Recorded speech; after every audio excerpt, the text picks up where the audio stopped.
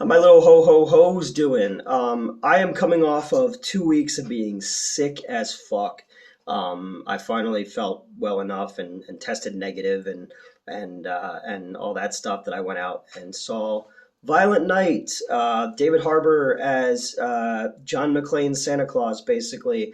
I just heard about this movie fairly recently, actually. I hadn't seen much on it, and it's a Christmas movie and it's a Die Hard clone. And is Die Hard a Christmas movie? I don't know. I wish that YouTubers who ran out of ideas back in 2009 would talk about it online. And low hanging fruit. Is Batman Returns a Christmas movie? Is Lethal Weapon a Christmas movie? Is A Christmas Story a Christmas movie? Let's see what Channel Awesome has to say about it. Let's see what Cinemassacre has to. Oh, wait, they don't put up videos that often. I really dug this movie. I thought it was a lot of fun. I like David Harbour a lot. I know that his Hellboy was kind of poo-pooed by everybody. I finally saw it on Amazon Prime, and I liked it. It's hard to, the Guillermo del Toro one is so burned in. It's the only iteration of it that most people know, and even Ron Perlman would go on to do the voice in a lot of the animated direct-to-video Hellboy movies. So there is he is very much Hellboy to people, and then they're like, we're gonna put it out, and they're like, oh, the last one's still kind of fresh in people's minds. I was like, not really. That was like 2007, and I love the Golden Army. I put that movie in the same category as like the Dark Crystal and Willow and like 80s fantasy adventure movies. The Troll Market scene and the Angel of Death are just so fucking beautiful and elemental. There's just something about that movie that just makes me like, it makes my heart happy as a person who loves monsters.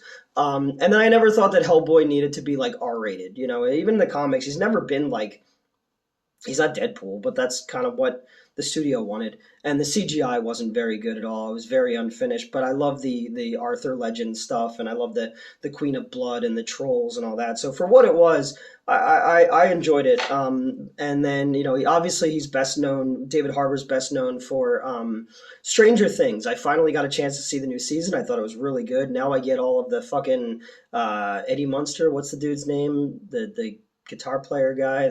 All the memes. I dug it. I liked it a lot, and he's great. He plays that kind of world weary, broken hero very well, and he plays it very well in this as well. He's in Suicide Squad. I totally forgot that he's in that movie. I was like watching a clip recently, and I was like, oh, it's fucking David Harbour. This is about a Santa Claus who, it's almost like if the Billy Bob Thornton Santa Claus in Bad Santa was really Santa. And it starts off setting the stage for he's sitting at a bar drinking, and he's half in the bag, not the Red Letter Media one, the real one.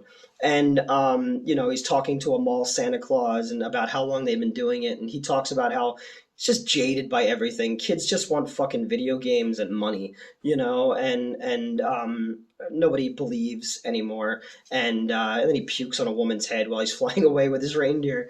But it is very much a Die Hard movie where you have a group of people stuck in a place, terrorist organization. One person is kind of off on their own so that they can communicate with our hero who's kind of stuck in the middle of it and has to, die hard their way out of it. You got Die Hard on a boat, Die Hard in a Die Hard, and this one is extremely gory, which I thought was fantastic, but it's also very sweet.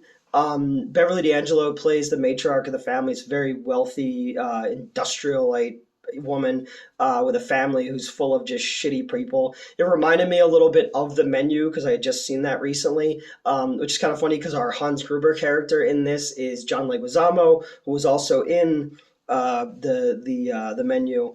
You have the kind of the sister who's a piece of shit, and the son who's a fucking influencer, and her husband is this wannabe actor who's only famous in like direct-to-video movies in certain parts of Asia, which I liked. Then you have our main character a husband and wife who are separated, and their daughter, who's kind of the sweet center of the movie. And while the parents are going through a divorce, and the father's getting ready to make this very significant move to get away from the family and under his mother's thumb, he forgets to take the daughter to see Santa Claus at the mall, which is her favorite thing.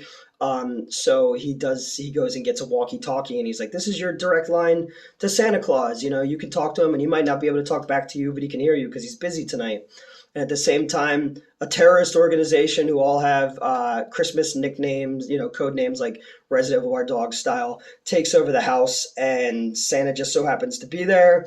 And now this kind of jaded Santa who's been drinking all night and hates people and all this has to fight back. And we learn a little bit about the backstory of Santa, that he doesn't know how Christmas magic works, which I think is great. It kind of reminded me in Looper explaining time travel. It's like, don't worry about it. It doesn't matter to this story. Um, and he's got this backstory where he was a Viking warrior and he had Skull Crusher, this fucking hammer that he used. And he's like, if there was a naughty list back then, I would have been at the top of it. So I want to know more about this fucking Santa who's got tattoos like he's in the triad all over him. But obviously he's doing this work now to atone for the bad things that he did in Viking times, by being Santa Claus for over 1100 years. And it's just him fighting his way through, this very diehard situation. And the daughter runs away and hides, so she's his line of communication. She's his Carl Weathers, or Carl from fucking Family Matters, who's in Die Hard. And that was the one thing I didn't about the movie, was they never really look for the daughter, the bad guys, until the story says they have to. I thought that was a little bit odd. I thought that the movie overstays its welcome a little bit by the third act. But I do like that once things are set up, they do pay off. The daughter has just seen Home Alone for the first time, so she booby traps the attic where she's hiding, except for like it's realistic where, the sticky bandits are like horribly mutilated in this one. Like I said, the gore is really fantastic. There's enough use of Christmassy puns to make it not groan worthy, like something I would write where it's just every other line would have been some Christmas pun, which I did when I wrote I Saw Mummy Killing Santa Claus, about a mummy Krampus, that I'm making very soon, with like kind of our grindhouse Santa Claus. But I like that he gets injured. I like that he curses. I like that, I love the banter between the little girl, and he's like, I'm gonna stick it. She's like, hey, stick it right up their ass. And he's like, if you want to stay on the nice list, we don't say that. And she's like, anus. And he's like, all right, that is the technical term, but it's borderline. There's some really inventive fucking kills. There's an amazing chimney kill. There's an amazing Christmas tree light star kill. And for all of its gore, it does still have a sweetheart though, and it reminds me a little bit of a little bit of Ernest Saves Christmas, not just because we're getting closer and closer to the fake Ernest action, or the fake Christmas action movie that's in that, with like movies like Fat Man that came out like last year or the year before that with Mel Gibson. Um, I like these kind of Santa Claus outside of the normal Santa Claus ways, in these kind of movies, and a little bit of Krampus as well. There's a little bit of that family dynamic, and a little bit of the sound design and the color textures as well. Just things in the snow.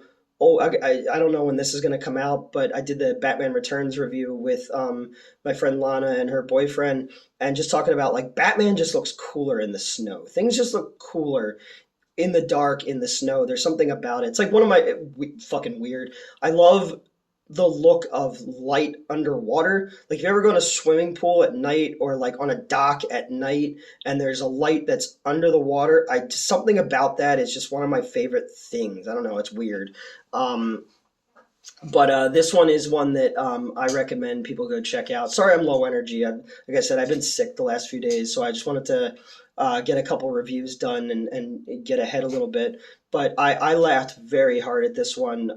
Yeah, like I said, it overstays its welcome a little bit towards the end. It's got a couple things, but its derivativeness, its diehardness is not a bad thing here because it exists in a world that knows the Die Hard trappings. It says it. It exists in a world that knows the Home Alone trappings. It says it. It's self aware enough, but its own thing.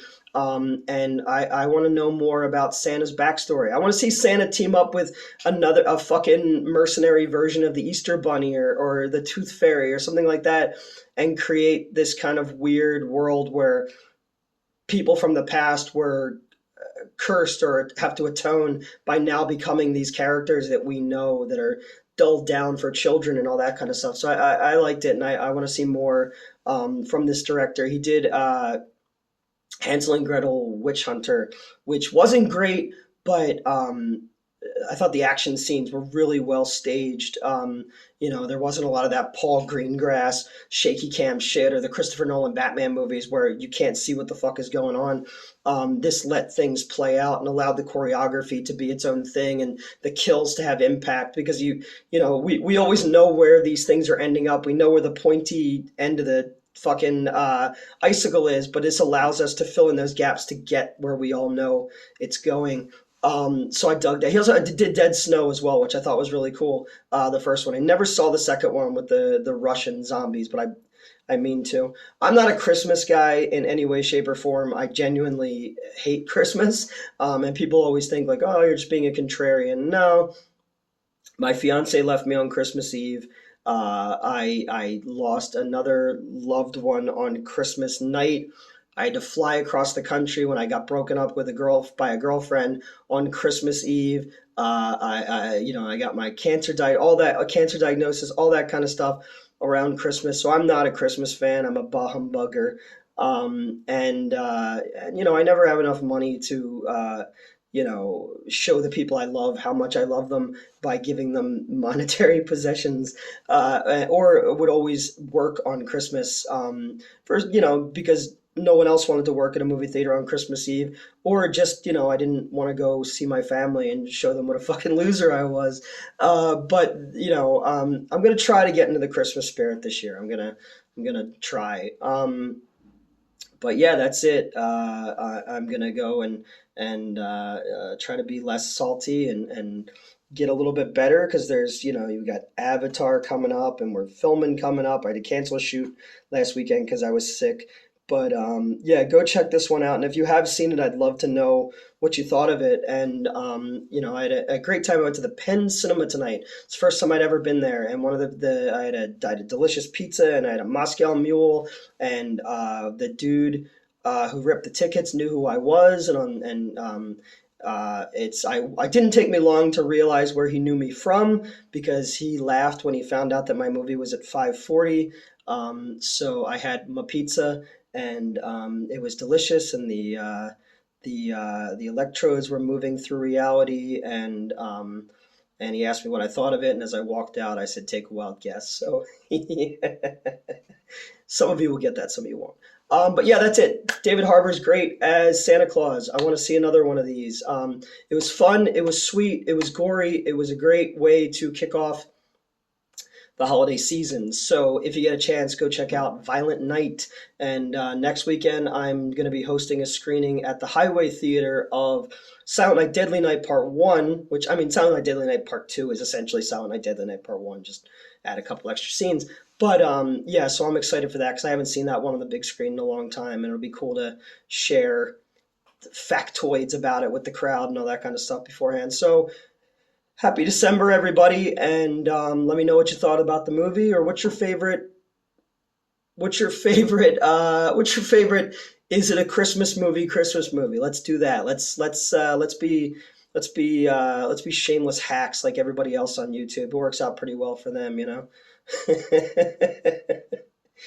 Maybe I'll just start laughing at everything, because I'm too scared to not talk and be the center of attention for 2 seconds. But that's it. Happy holidays.